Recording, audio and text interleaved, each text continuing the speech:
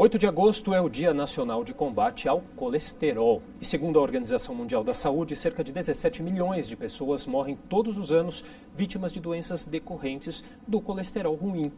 E para falar sobre esse assunto, eu recebo agora a doutora Paula Pires, que é endocrinologista da Sociedade Brasileira de Endocrinologia e Metabologia de São Paulo. Olá, doutora, tudo bem? Olá, tudo bem?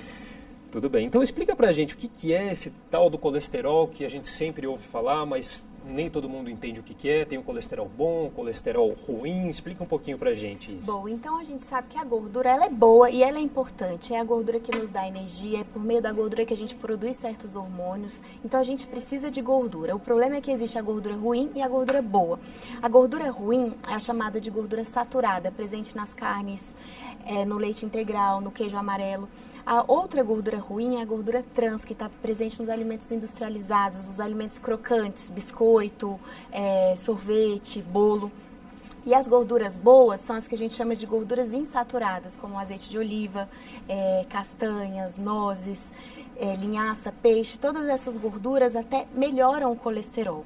Então, a gordura saturada, ela piora o colesterol ruim, ou seja, o LDL, e a gordura insaturada, que é a boa, ela melhora o colesterol, aumentando o colesterol bom, que é o HDL.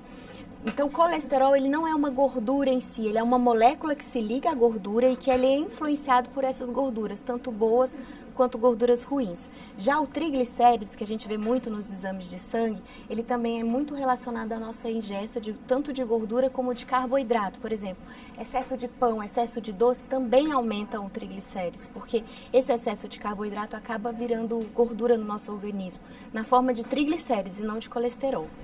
Aí tem as taxas, às vezes, muito altas, muito baixas. O que é perigoso para a saúde? O LDL, que é o colesterol ruim, é um colesterol de partículas muito pequenas. Então, ele entra nos vasos, formando placas de gordura, como se fosse uma sujeira em um cano.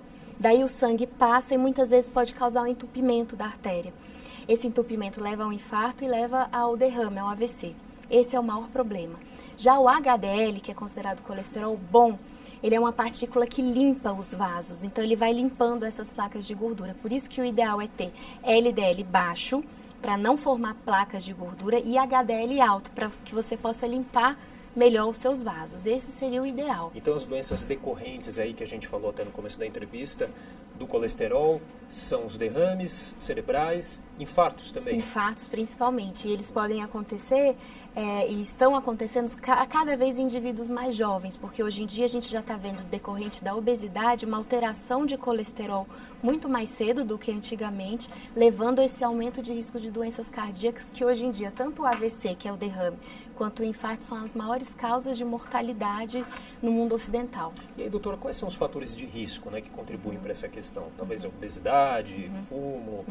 O ganho de peso, o cigarro ele torna as células de colesterol mais oxidadas, ou seja, mais agressivas, tem mais risco desse colesterol entupir as artérias. Sedentarismo e algumas doenças, por exemplo, diabetes, tem algumas doenças do rim, como síndrome nefrótica, que pode aumentar o colesterol. O uso de medicações também podem aumentar o colesterol, como uso crônico de corticoide. E cada vez mais adolescentes estão passando Sim. por esse problema, enfrentando essa questão. E principalmente por conta da obesidade. Atualmente, 20% das crianças e adolescentes já possuem colesterol aumentado, aumentando muito o risco desses eventos cardíacos precocemente, estão numa idade mais jovem.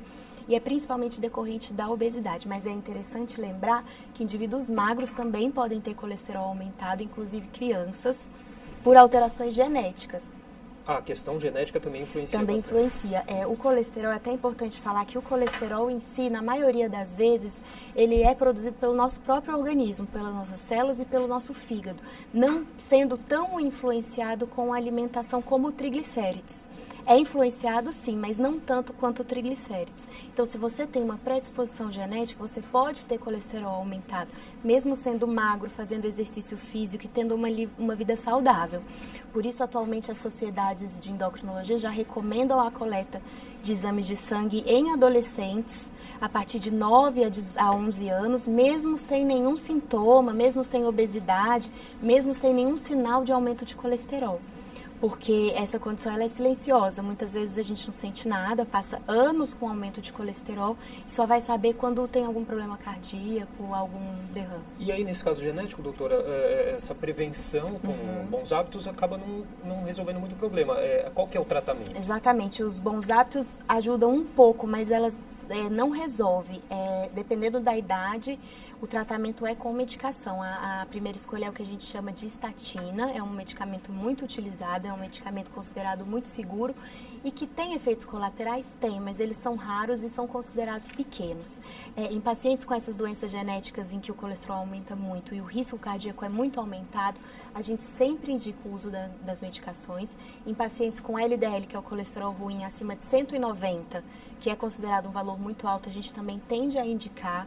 Mas em pacientes mais jovens, que o colesterol está limítrofe, a gente espera um pouco. Não é em todo mundo que a gente indica e a gente coloca, a gente avalia outras situações. Então, a gente indica exercício físico, parar de fumar, uma dieta adequada.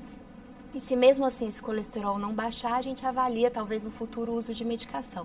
Então, ela não é para todo mundo, mas ela tem uma parcela que são essas doenças genéticas, pacientes de alto risco como diabéticos, pacientes que já infartaram ou que têm um risco familiar muito alto, que vale muito a pena começar a medicação. Bom, doutora, e aí para a gente finalizar, as pessoas que quiserem informação, tem o site aqui da Sociedade endocrino.org.br, da Sociedade Brasileira de Endocrinologia, né? Isso, exatamente. Lá as pessoas têm informações sobre o assunto, que é sempre Exatamente. importante consultar, né?